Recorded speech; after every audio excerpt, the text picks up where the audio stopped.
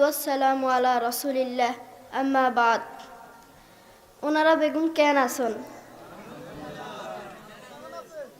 আলহামদুলিল্লাহ, আমিও ভালো আছি। আমি আপনাদের সামনে অল্প সময়ে খুব আস্তে আস্তে একটি গুরুত্বপূর্ণ আলোচনা করব। আপনারা মনোযোগ দিয়ে শুনবেন ইনশাআল্লাহ। আমাদের সবাইকে একদিন কবরে যেতে হবে। কি হবে আপনার টাকা পয়সা, কি হবে আপনার ধন সম্পদ, কি হবে আপনার ব্যবসা বাণিজ্য, এগুলো ছেড়ে আপনাকে একদিন কবরে যেতে হবে। তার একটা দৃষ্টান্ত দিলে আপনারা বুঝতে পারবেন। অস্ট্রেলিয়ার একজন যুবক, যার নাম আলী বানাত। এখনো নেটে সার্চ দেন ALI, আলী BANAT, বানাত। আলী বানাত তিনি একদিন চা খাচ্ছিলেন। চা খাওয়ার সময় জিহ্বা একটা ফুসকা উঠেছিল। ডাক্তার দেখায় ভালো হয় না। ডাক্তার বলেছেন তার ক্যান্সার হয়েছে। ক্যান্সারের 4টি স্টেজ রয়েছে, প্রথম, দ্বিতীয়, চতুর্থ স্টেজ জীবনের শেষ স্টেজ। চতুর্থ স্টেজ হলেই আপনি মারা যাবেন। সেই আলী বানাত লক্ষ লক্ষ টাকার মালিক, সেই আলী বানাত কোটি কোটি টাকার মালিক। এক এক জোড়া জুতা ব্যবহার করতেন, যার দাম এক এক জোড়া জুতা ব্যবহার করতেন যার দাম হাজার হাজার টাকা। এক জোড়া স্যান্ডেল ব্যবহার করতেন যার দাম 45,000 টাকা। একটা ফেরারি গাড়ি ব্যবহার করতেন যার দাম কোটি কোটি টাকা। সেই আলী বানাত মারা গিয়েছেন।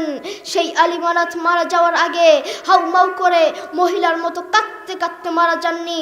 সেই আলী বানাত মারা যাওয়ার আগে কোরআন তেলাওয়াত করতে করতে মারা গিয়েছে। আল্লাহু আকবার, আল্লাহু আকবার। সেই আলী বানাত এই মাটির নিচে চলে গিয়েছেন। তেমনিভাবে আমাদেরকে এই মাটির নিচে যেতে হবে। আজকের এই মাহফিল আপনার জীবনের শেষ মাহফিল হতে পারে। আজকের এই মাহফিল আমার জীবনের শেষ মাহফিল হতে পারে। আজকের এই মাহফিল শিল্পী গোষ্ঠীর জীবনের শেষ মাহফিল হতে পারে। আজকের এই মাহফিল আমার বাবার জীবনের শেষ মাহফিল হতে পারে। আপনি আজকে মাহফিল করেছেন, আগামী বছরে মাহফিল করবেন, তার কোনো গ্যারান্টি নেই। হয়তো মাইক থাকবে, হয়তো মাহফিলের প্যান্ডেল থাকবে, হয়তো আপনি থাকবেন না, আপনার খোঁজ পাওয়া যাবে না, ঠিক কি না? যুবক,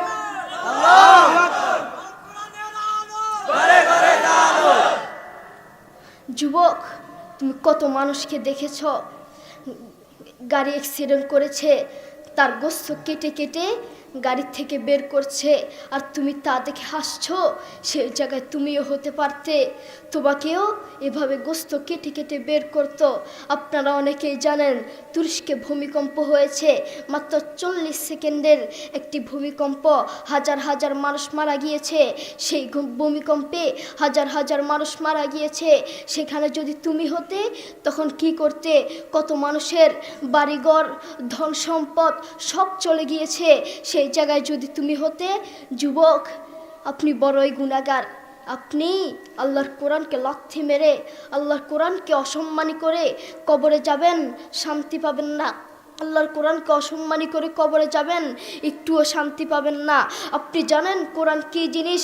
এই সারা দুনিয়ার মধ্যে যদি শান্তির আশা করেন, কোরআন ছাড়া কোনো বিকল্প রাস্তা নেই, ঠিক কি না? যুবক, তুমি সারাদিন মোবাইল দেখতে পারো, ইউটিউব, ফেসবুক, দুনিয়ার সব দেখতে পারো, কিন্তু আল্লাহর কোরআনটা দেখতে পারো না। আমি যদি তোমাকে প্রশ্ন করি, আজ সারাদিন কয়বার ইউটিউব দেখেছ? তুমি বলবে কয়েক হাজার বার। আমি যদি তোমাকে প্রশ্ন করি, আজ সারাদিন কয়বার ফেসবুক দেখেছ? তুমি বলবে কয়েক হাজার বার। মোবাইল কয়বার দেখেছ? কয়েক হাজার বার। কারো কারো জীবনে আছে মাস গিয়েছে কিন্তু আল্লাহর এই কোরআনটা ধরার তার সুযোগ হয় না। কারো কারো জীবনে আছে বছর গিয়েছে কিন্তু আল্লাহর কোরআনটা দেখার তার সুযোগ হয় না। তার মতো নাফরমান এই বাংলার জমিনে আরেকটাও হতে পারে না, ঠিক কি না? আমি তোমাকে দেখে বড় অবাক হচ্ছি। তোমার মধ্যে তো ব্রাজিলের ভালোবাসা, তোমার মধ্যে তো আর্জেন্টিনার ভালোবাসা, তোমার মধ্যে তো নেইমার, মেসি, রোনালদোর ভালোবাসা। যেই নবী তোমার জন্য কেঁদেছেন, যেই আল্লাহ তোমাকে বাঁচিয়ে রেখেছেন, সেই আল্লাহর জন্য কোরআনটা পড়ার তোমার সুযোগ হয় না। তোমার মতো নাফরমান এই আসমানের নিচে জমিনের উপরে আর একটাও হতে পারে না, ঠিক কি না? বন্ধু, এই সারা দুনিয়াটাই স্বার্থ, এই সারা দুনিয়াটাই ধোঁকা। যেই আল্লাহ তাকে এত আদর যত্ন করে বাঁচিয়ে রেখেছেন, যেই আল্লাহ তাকে এই দুটো চোখ দিয়েছেন, সেই আল্লাহর জন্য কোরআনটা পড়ার তার সুযোগ হয় না। যুবক, তুমি জানো কোরআন কী জিনিস? একবার মোবাইলটা নিয়ে বাসায় গিয়ে মোবাইলটা নিয়ে একবার কানের সামনে এক কারি তেলাওয়াত লাগিয়ে দিও, দেখো কি মধুর সুর। তার একটা দৃষ্টান্ত দিই, আল্লাহু আকবার। আমেরিকার কয়েকজন মুসলমান যুবক এক খ্রিস্টানকে গিয়ে বলছে, গিভ মি 2 মিনিটস স্যার, আমাকে 2টা মিনিট সময় দেন। খ্রিস্টান বলছে, no time, I am busy, আমার সময় নেই, আমি ব্যস্ত। যুবক বলছে, গিভ মি 1 মিনিট স্যার, আমাকে 1টা মিনিট সময় দেন স্যার। খ্রিস্টান বলছে, আচ্ছা ঠিক আছে। যুবক তার কানে হেডফোন লাগিয়ে কাবা শরীফের ইমামের তেলাওয়াত লাগিয়ে দিয়েছেন। যেই খ্রিস্টান বলেছেন 1 মিনিটের বেশি সময় নেই, সেই খ্রিস্টান রাস্তার উপরে দাঁড়িয়ে পাক্কা আধা ঘন্টা আল্লাহর এই কোরআনের তেলাওয়াত শুনেছে। আল্লাহু আকবার, আল্লাহু আকবার। দেখেছো কত মধুর সুর? তুমি সেই কোরআনকে লাথি মারছো, অসম্মানী করছো। আল্লাহ তাআলা কোরআনে আল্লাহ তাআলা বলেন, ওয়ামাল হায়াতুদ দুনিয়া ইল্লা মাতাউল গুরুর। এই সারা দুনিয়াটাই স্বার্থ, এই সারা দুনিয়াটাই ধোঁকা, সারা পৃথিবীটাই ধোঁকা। বউ বলেন, সন্তান বলেন, যতদিন ক্যারিয়ার আছে ততদিন বউয়ের ভালোবাসা, যতদিন ক্যারিয়ার আছে ততদিন সন্তানের ভালোবাসা, যতদিন ক্যারিয়ার আছে ততদিন শ্বশুর শাশুড়ির ভালোবাসা। আর ক্যারিয়ার ধ্বংস, কাছের বন্ধু শত্রু হয়ে যাবে, ঠিক কিনা? আর ক্যারিয়ার ধ্বংস হোক, কাছের বন্ধু শত্রু হয়ে যাবে।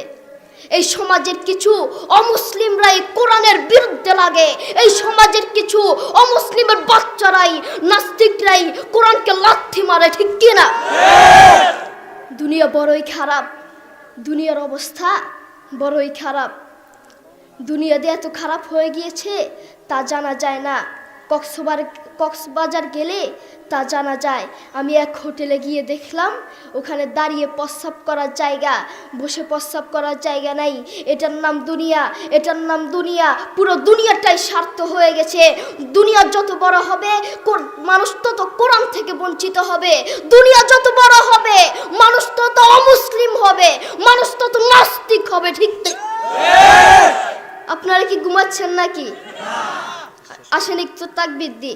লিল্লাহি তাকবীর, আল্লাহু আকবার, লিল্লাহি তাকবীর, আল্লাহু আকবার। আল কোরআনের আলো করে করে জালো, আল কোরআনের আলো করে করে জালো, সুন্নাহর আলো করে করে জালো, সুন্নাহর আলো করে করে জালো, ঘরে ঘরে জালো, সুন্নাহর আলো, তাওহীদের আলো করে করে জালো, তাওহীদের আলো ঘরে ঘরে জালো, ঘরে ঘরে জালো, তাওহীদের আলো।